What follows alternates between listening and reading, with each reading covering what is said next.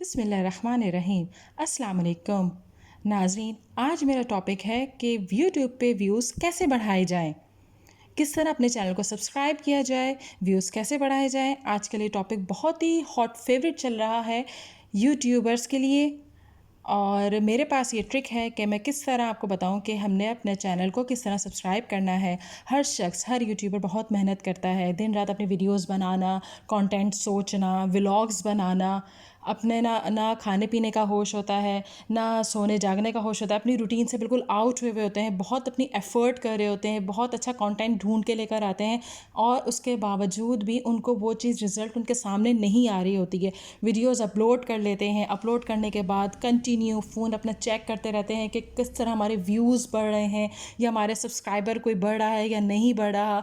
और जब ये चीज़ें, जब उनके पॉजिटिव रिज़ल्ट नहीं आ रहा होता, तो फिर हर शख्स डिप्रेशन की तरफ जा रहा होता है और अपने ही आप को अंदर ही अंदर अंडर एस्टिमेट कर रहा होता है कि जैसे पता नहीं कि मेरे अंदर कोई कमी रह गई है या मेरे इस कंटेंट में कोई कमी रह गई है, जिसकी वजह से मेरे ना व्यूज़ बढ़ रहे हैं, ना मेरे सब्सक्राइब्स बढ़ रहे हैं।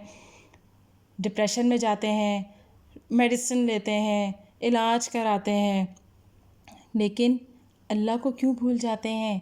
अल्लाह को भी याद रखें। मायूस वो होता है जो अल्लाह पर यकीन नहीं रखता। अल्लाहु अकबर। हम क्यों ये भूल जाते हैं। हम अपनी मेहनत करें, हम एफ़र्ट कर रहे हैं, हमें सिला अल्लाह ने देना है।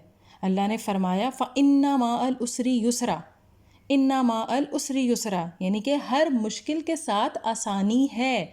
ऐसा नहीं फरमाया कि मुश्किल के बाद आसानी है। हर कोई 3 दिनों में 1000 सब्सक्राइबर हो जाएंगे, 4 दिन में हो जाएंगे, 6 दिन में हो जाएंगे, हो जाते हैं, लेकिन अल्लाह पे भरोसा करें। अल्लाह उनके लिए ज़रूर रास्ता निकालता है।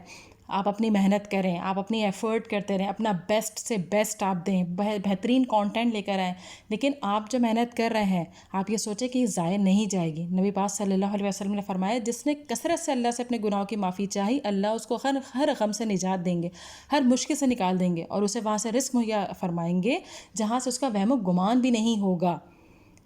अल्लाह ने इरशाद फरमाया, वला सौफा यूतिका रब्बुका फतरदा, और तुम्हें परवरदिगार अन करीब वो कुछ अता फरमाएगा कि तुम खुश हो जाओगे।